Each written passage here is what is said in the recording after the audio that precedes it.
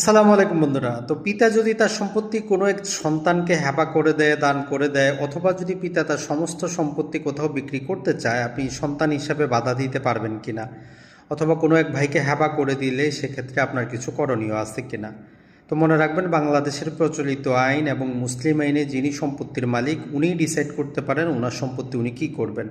তাই কোনো পিতা যদি তার এক সন্তানকে সম্পত্তি যদি উনি লিখিত আকারে দলিল করে দিয়ে দেন, তাহলে অন্য ছেলেদের কিছু করার নাই, কারণ ওনার সম্পত্তি উনি কী করবেন সেটা উনিই ভালো জানেন। এই জিনিসটা মাথায় রাখবেন।